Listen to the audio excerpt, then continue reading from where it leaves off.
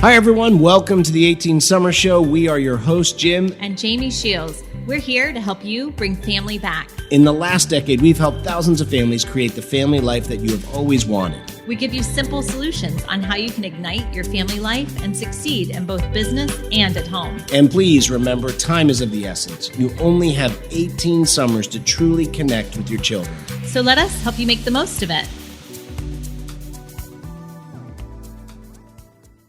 Hello, 18 Summers Tribe. We're here today with Lauren Donahue, introduced to us by Rob Mack, another sweetheart. So we're super excited to speak with Lauren today. And she's a friend of our other friend, Clay Mr. Hebert. Clay Hebert, yes. We're totally Famous name Clay dropping Hebert. today. So as the creator of Unplugged Mornings, Lauren created a 9-step process to help individuals disconnect to reconnect, something we really have in common. Yes, that's a big one for us. Lauren's hiked Mount Kilimanjaro, which so has our last guest. We just talked about him going Kilimanjaro. This is hilarious. I want to hear all about that. How often do you get that? Yes, 2 Kilimanjaros, because we sure as hell haven't done it. So No, I haven't met anyone else besides the people I went with. So I need to be introduced to this person.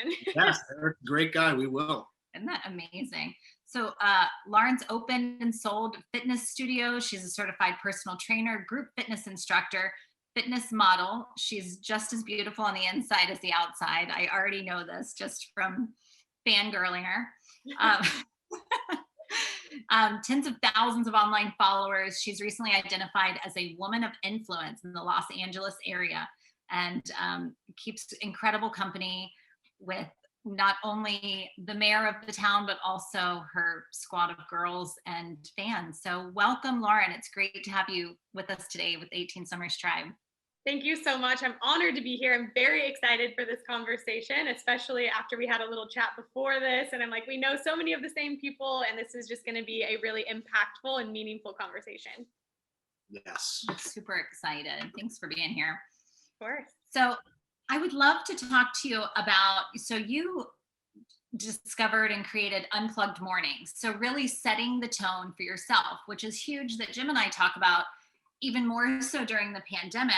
We can't just like roll into a day. We can't roll into an environment. We really have to set that tone. Can you talk to us a little bit about your intentional morning program? Yeah, and I think it's really relatable to the times right now, because we've been talking about pandemic and lockdown and kind of being in our own little caves. And the whole reason that this unplugged method came to me is from an experience I had living in a cave for 60 days. Talk about quarantine. There was not food and there was not abundance. And so when we first went into lockdown, I felt almost kind of bad, because I thought, gosh, I have everything. I have a bed, I have pillows, I have water, I have food. And maybe it wasn't the exact food I wanted to get because all the food was off the shelves, but I just felt so grateful because I had this perspective of, I've been in a place where I didn't really have anything that I owned. We were actually stripped. Even our clothes were stripped while we were blindfolded, and we were put into these cave outfits, and we walk into a cave and we no longer have one thing that we own in our life. And I'll just throw in a little message and download that I got during that time, is that we actually don't own anything in this life at all. It's all borrowed. Our family, our friends, our things, everything. And when we can really get that in our core and let that sink in, we get that like in a moment, something can be taken away from us, right? So in a moment, this pandemic happened and a lot of things were taken away. How are we going to show up in the face of that, right? Are we going to show up grateful for what we do still have? And so through that experience, I learned a lot. As you can tell, a lot of the life lessons that I carry with me today came from the cave on gratitude and things like that, but far beyond that. And in that cave, I also realized that something I really relied on in life outside the cave was outlets. I plug into outlets all day long. I plug in my computer to connect. I plug in my phone to connect. I plug in my NutriBullet to make smoothies. And I have 3 fans, not one, but 3 fans in my room at night. It sounds like a Boeing 757 starting up. I get that thing going so I can sleep at night. And I didn't think I could sleep without my fans. I would literally travel with them in my suitcase. I would have no clothes and just a fan in my suitcase. And so when I got to this cave, you could imagine me looking around and being like, I'm never going to be able to sleep. What am I going to eat? how can I connect with people, right? Where were these caves? I gotta ask. Is that the Like, this TV is- show? Yeah, so the show was called Opposite Worlds, and this was in 2014. And half of us were living in a cave, and half were living in the future. So, hence the opposite worlds. And we were actually separated by a glass wall, so we could see everything they had that we didn't, right? So, comparison, hello, Wow. hi, they have a bathtub. They get to brush their teeth. We did not brush our teeth for 60 days. We did not shave. They were like, they could talk to their house, like press a button and be like, Athena, bring us filet mignon and a massage. So we could see all these things, and we're over there in the sticks, like just like, wow, they have so much. And that was a moment where I realized, take it to social media. I go, hey friends, this is what we're going to do. We're no longer going to look over there at what we don't have. We're going to focus on what we do have. And so we'll no longer feel like we're lacking anything. This is what we do have. Now, the producers of the show didn't love that, because that was part of the thing. They wanted us to be very upset and riled up about what we didn't have. Pounding the glass, probably, right? Yeah, how can we break the glass to get some food?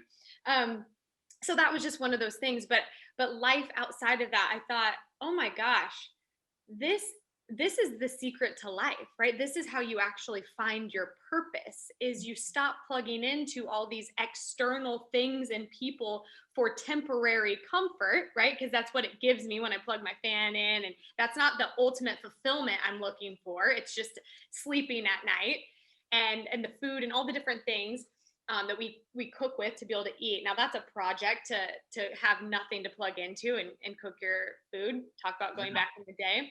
But I started thinking about in life too, earlier in life, when I was plugging into alcohol and relationship after relationship and retail therapy and all these things that would bring, again, temporary relief or make me forget that I wasn't, happy for that time or something. And so I thought, okay, if I stop plugging into all these external things and people, and I actually just plug into myself, what would that look like? Right. And I visualize myself reaching for these cords plugged into all these different outlets, unplugging them and plugging it into me. And in that moment, when I plugged into myself, everything in my life made sense. It was like seeing a movie played backwards really quickly on connecting the dots of why that relationship didn't work out, why I moved to California, why my family situation was the way that it was, right? And in that moment, I forgave everyone and myself for everything that had ever happened, any resentment, anything I was holding on to. I forgave all of it, and I was at full, complete peace and freedom and lightness. It was just like, wow, all of that had to lead me to this place, and I'm happy where I am. So why would I blame anybody or be upset about anything, right? I can just be here now. And so when I had that realization, I thought, okay, well, not that I can tell people to go live in a cave for 60 days or to hike Kilimanjaro, right? Because these are all things I did after, because I wanted to create more unplugged experiences. I'm like, take my phone. I don't want it. And so I was like, what could they do first thing in the morning? And so that the unplugging, that's where that came from. And the word unplugged, my grandfather always would have acronyms for everything. Together, everyone achieves more. Team, this, that, KISS, keep it simple, silly. I would remember these things all the time in life. And so I'm like, okay, I'm going to use the word unplugged, and I'm going to come up with a 9-step practice to help people disconnect, to reconnect back to their true self. Like, they never went anywhere. They've been there the whole time. It's just the noise and the chaos outside that confuses them or allows them to forget who they are for a moment. And so it's like remembering who you are, coming back to self. And that's where your purpose is. And that's where peace is. And that's where clarity is. All the things that we're seeking and looking outside of us are within us. And so I thought, okay, now when people wake up in the morning, before they plug back into the world, the noise, the chaos, they just need to plug into themselves. And here's the 9 steps that they can do. So that's where that came from. I got to ask a clarifying question. Was it after 60 days in the cave, or was it like on day 27, I had this aha, or was it like a slow thing? Because I'm always interested in powerful experiences like that. Did it hit on day 21? Did it hit, or was it more gradual, and that's what you reflected at the very end? It was gradual, but I will say there was a process, because the first 7 days I was starving. I was surviving. I felt like I was going to die. I wanted to quit. I wanted to go home. I cried. I thought about my grandfather, like just certain things that were like going on in my life. And so it's like you push past these certain things. And I think this is how we create habits, how we either like release a habit or create a habit in life. It is hard for the first 7 days. You're changing your environment. You're changing the way of your being. and it doesn't feel comfortable. But after 7 days, I started to adapt to my surroundings. That little place on the ground in the dirt where like bugs and spiders and rats were crawling was my space. And I actually started to become comfortable sleeping there without my fan, without all the things that I typically would have to sleep. I wanted to nestle right into that spot. So as I started getting more comfortable with that, and then I started changing my mindset and my perspective over, I don't have to be here. I get to be here. And there's a reason why I'm here. And I want to lean into that and I want to learn from that. And what an opportunity. When in my entire life have I ever had all my technology and all my devices taken away? Like where we got, sent to timeout and there's nothing there. Because now you get sent to timeout with your devices. Cue the pandemic and the lockdown, right? Go to your room, but keep all the computers and be more disconnected than ever, even though you think you're connected, right? But there it was like, no, you get to be with yourself. You get to be with your thoughts all day, every day. So who are you, or who do you want to become? And that's when I got real serious with asking myself some questions, because I thought God forgot about me and he didn't give me any talent, because I wanted to be a professional athlete or professional musician, and I can't sing to save my life. And I played basketball in college, but that was where that ended. And it was then that I felt like God really spoke to me too, because I was quiet and still and ready to receive. I was desperate. I was like, tell me, why am I here? Why am I in this cave? And I got the message that I'm here to facilitate relationships so we can live in a more connected world.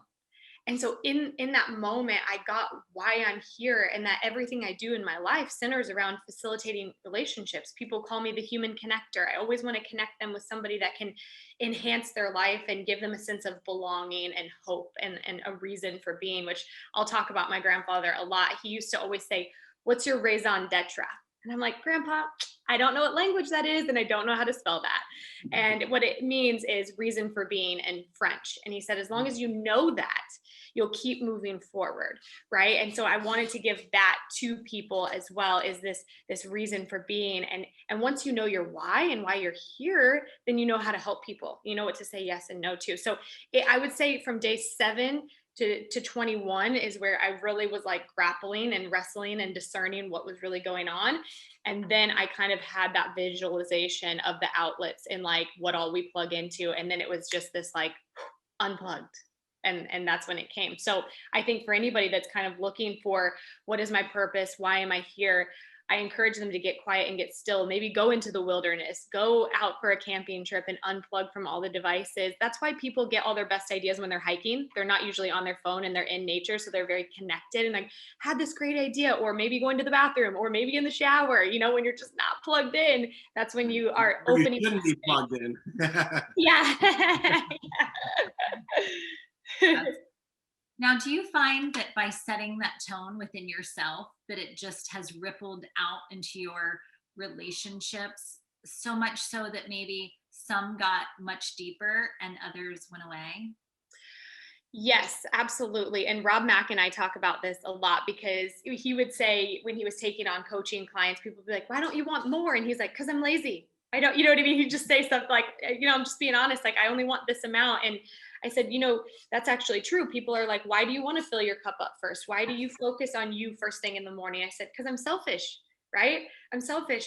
But I want to fill my cup up so I can come show up powerfully for the people in my life.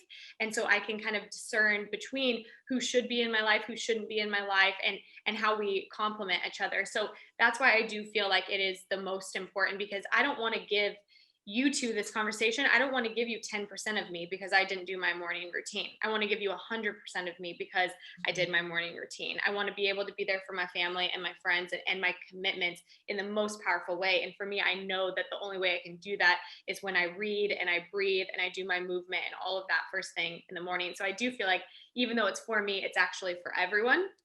And then taking that to relationships, once I got clear on my why. See, before I was the yes girl, and I prided myself in being the yes girl. I said yes to everything and everyone. And then I realized I was saying no to the most important person, me. Every time I said yes to something else, I was saying no to me. Now, I still love to say yes, but I know who I am. And so when it comes to friendships and who I'm allowing into my living space, my headspace, conversations, all of that, I'm very clear on, is this in alignment, and do we have the same core values? Because that's going to matter when it comes down to it, whether I'm in a friendship, romantic relationship, or business partnership.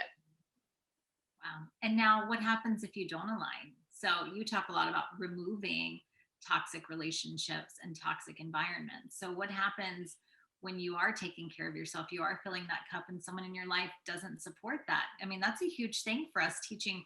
We have teens right now. We have teens to toddlers, but that's a huge thing that we often have to talk to our teens about. Like, you don't have to be around anybody that drains you. It's great to give, but let's think about, that reciprocity. Make sure you're always teaching someone, and make sure you're always learning from someone.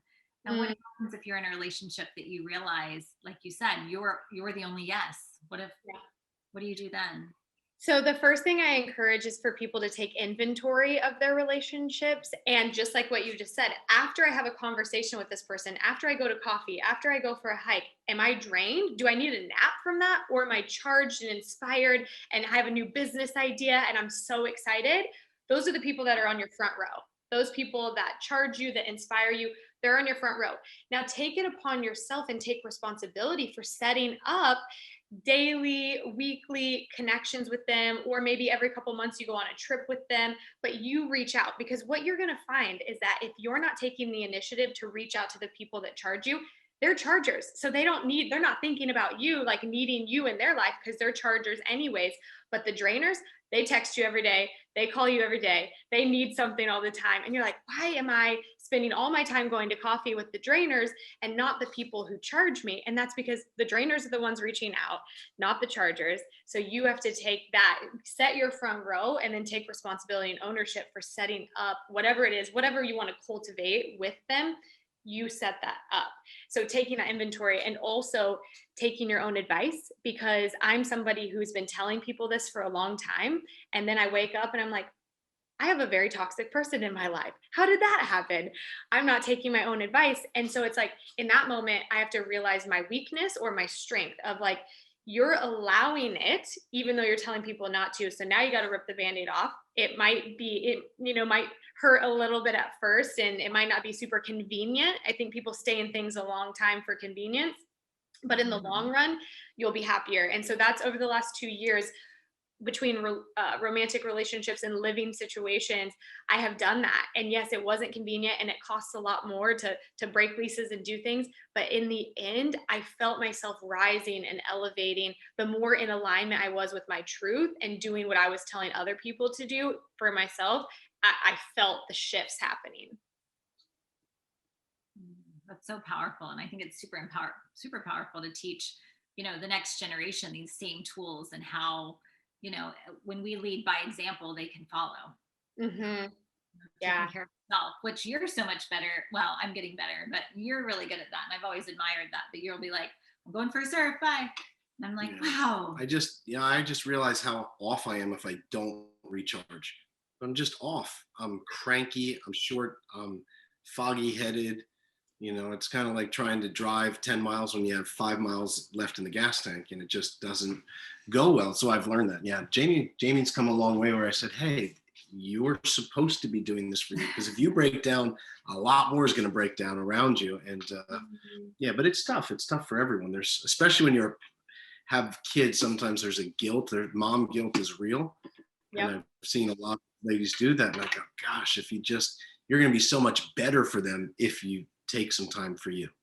And you teach them the same thing, right? To take time for themselves. Because I think they need to know, like, this feels good or this doesn't feel good. And, oh, I could just go take time to read, or I could take time to go for a walk, or I could, meditate, whatever it is, breath work, things like that. But just really showing them what is possible instead of telling them. So that's what I was saying. I'm telling them, but I'm not showing them. I'm not leading by example. I'm telling them what to do, and it works for them. And yet I'm not being that leader the leader I would want to follow, right? Absolutely.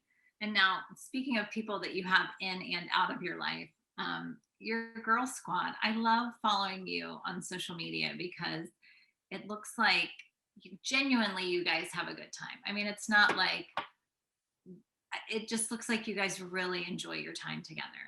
Now, how did you cultivate, this great squad of friends, people that you will have in your life that are enduring versus the ones that are draining. Yeah, and I think that really did start with taking inventory. Before I was just friends with everybody because I love everyone and I want everyone to know that they belong and all of those things. But I really did start taking my own advice in that, man, every time I get off the phone with that person, I'm totally drained. I'm going to stop taking those calls. Man, every time I go for a hike with that person, I need a nap and it's not from the hike, right?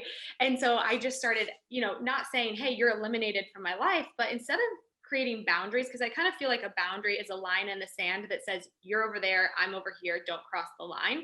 A standard is something different. And that's the way I started living my life, at a certain standard. And my brand is feel good. I'm positive. I find a silver lining for everything. Things that you would never think you could find a silver lining for, I do. And it's genuine. It's not fake. Like, I'm not faking that I'm like happy or that I'm over something. I'm truly over it, like, quickly. And I mean, me and Rob talked about this too. The first time we met, we talked for 7 or 8 hours and I got a parking ticket. And during our talk, I was saying, if I ever get a parking ticket, I just pay it right away. I don't let it sit there. I don't look at it. And I say, thank you for the message that I can be more responsible, or that, whatever the thing may be, I'm just, thank you for this, instead of being upset and letting it like go down a rabbit hole or something like that. And so I want to be around people that have that same mindset, right? I don't want to walk in and feel like I have to dim my light and that I have to have a bad day to connect with someone, because that's truly what would happen with some of my people I lived with. It would be like, if I don't have a story about how I had a bad day, I'm not going to be able to connect with this person. So I found myself starting to change, dimming my light, not being myself. And what I realized is, I'm like, if I'm here 80% of the time and I'm not 100% myself, then when I leave and walk out this door, I'm also not going to be myself, because I have a habit of not being myself, right? And so just kind of looking at that, people that share those, like I said, same core values. My number one is faith. So a lot of people that I go to church with, and then fitness is another one. So a lot of people that I work out with, and I kind of have different clusters of friends for different things. It's not like one person fits all. And I think that that's important for relationships too. I think people are looking for a romantic partner that fits every single area, when I actually have a friend that fits every single area. So I don't have to find that all in one person. And it just gives me this like whole completeness, instead of like I'm looking for another half. So that's how I've been able to do that. And I just really look for genuine, real people, and not people that I'm looking for what can I get from them, or how can they help me get to a certain level, or introduce me to someone. I'm just like, do I like being in their presence? Am I happy? Am I laughing? That's somebody that I want to be around all the time. And I think when you have that intentionality, like that is my intention, you will call in that because you're being that. So whatever you're being, you're calling in. And those are the people I have in my life. And so I'm very proud of the girl squad. I love it. And actually, you just answered or said the same thing that I was going to say. So would you agree that you attract what you are? So like you were saying, I'm upbeat, I find a silver lining, like that's what I want in my life. And if you set that intention and those boundaries, it shows up. Yeah. And I think it's also important to get really honest, because I've called in some different friends at certain points when I thought I was high vibe. I was like, my frequency is so high. But I was in a relationship with someone who was not high vibe, who was very negative, who was kind of bringing me down. So that was my responsibility. I was like, oh, I'm calling in these friendships that are similar to this, even though I feel and think I'm high vibe. I'm out of alignment because I'm staying in a relationship that's toxic, that's not for me. So if I'm out of alignment, everything else in my life is going to be out of alignment. Who I'm calling in, different job opportunities, all that kind of stuff. It's going to cause stress, and it's not going to be very peaceful. So I always look back at myself whenever those things happen. I take full responsibility for every situation that I find myself in. Wow, that's really powerful. Taking responsibility is a huge thing to trickle down to our children, and just in relationships in general. I know one thing Jim teaches a lot is apologizing, and and I really appreciate fast that. And sincerely. So, but I believe me, that's sometimes a backhanded compliment. Remember, like last year, our second oldest son got in trouble and he wasn't really owning up, and our oldest son said, Yeah, like, how dad messes up all the time, but he apologizes right away. And I was like, yeah, what he said. Thanks. So I don't know if it's, And you mean it. I think that yeah, that's the important part. And some people probably think you don't. That's earlier when I was saying some people think it's fake because they're like, well, you couldn't just be over it all of a sudden. But when you get it and you have the awareness that, why am I arguing right now? Is this because I want to win? Is this because my act is I don't need you and I want to prove that I don't need you? Like, once you get that, you're like, oh, I don't need to argue about this. Nobody is going to win if we keep arguing, right? Nobody's going to win if we hold on to things and we carry this weight and grudges and all these things. I'm like, I just want to forgive you so I can be free. Let's all just forgive each other and feel the weight come off our shoulders and what freedom is. And it's, I love that you do it fast and that you mean it. That's so important. well, yeah, well, we've learned a 10-minute issue can quickly escalate into a 4-day issue without Right. the simple apology and forgiveness. And it's like, gosh, that was easy. And think about how many days you take back and how much energy you take back. So Same. it's been yeah, a big lesson for us for sure. I wanted to finale with our big question. So like I was telling you before pandemic, I had to really look into a wiser, bigger self than myself, first going into it, all these unknowns and family and multiple businesses and what's happening. And so we've all heard, oh, what would you say to that 18-year-old, self? And that's a good thing. Don't get me wrong. But I said, I need something wiser than me right now. So we started to say, what would my 75-year-old self tell me right now? Mhm. And we started to talk about it on the show, and then we started to ask guests, and it got just a It's huge fun to think like about. response. And like, that was so powerful. And even the guests said, wow, I never thought of that, but now it gave me clarity on something I'm working on. So we wanted to kind of, our classic finale is asking the guest, what would your wiser, older 75-year-old self say? Still young and lively and active, and hopefully that's what I always say about us. But what do you think that advice that your 75-year-old self would give to you and to others now? So when you say that, I immediately think of my grandfather. Yeah, Got I a would lot say in that this interview, which there's is a lot, pretty cool because we right? had some ties too. Her grandmother, my grandfather, so it's Sweet. very Yeah. understandable. Because it's hard to imagine myself at that age, right? But if I can say, well, I know he's at this age, he's older than that now, older than 75, but the things that he instilled in me and said to me were so important. And those are the things that I say to the younger generation. One of those being the cream will always rise to the top. And so that allowed me to have patience on, okay, I'm not as good as that person at basketball yet, but I'm going to work hard and I'll get there. Like the cream will rise to the top. You will get to the top of the mountain. There's going to be trials and struggles and things that come up, but you will get there. So that's one thing I would say. Another thing that he always instilled, and this is from sports and everything, is just that team aspect of together everyone achieves more. So I always think about the team and who we can bring into the team that buys into that same thing. But I'm imagining myself older, and this is a Rob Mack thing too. We were talking about, because we really believe the younger generation can teach us so much, and so many people are saying they're the future leaders, this and that. So let's listen to them. Yeah, I think that's good, but also there's so much in wisdom with the older generation that I would rather go to my grandparents to say, you've lived life, and tell me how all these things have gone. And for me, what I would say to my younger self would be to stop worrying so much. Like, you're never going to figure it all out. It's all unknown. Like everything's uncertain. I don't know if I'm going to receive a text message in 1 minute that could change my life completely. Right. So I don't know much. I don't know really anything when it comes down to it. And I think being able to say that, like, hey, you don't know it all. You're never going to figure it all out. But as long as you take one step and put one foot in front of the other every single day, you'll get where you're going. And you'll know what that destination is. For me, that's heaven. That's my destination. So, but yeah, that's something I would just stop worrying about. Stop worrying. You're not going to figure it all out. Not going to figure it all out ever. That's something that I'll be thinking about probably for the rest of the day. Yes. Now, Lauren, how can everyone find you? Yeah. So Instagram is the main platform that I use. And so that's Lauren L. Donahue, which is a new name change. And I'm fully embracing that. The weight I was carrying from the other name, I didn't realize until I let it go. So in the process of that, but that's where people can find me. And I post about any upcoming retreats, events, workshops, fun stuff, or just inspiration, feel good stuff.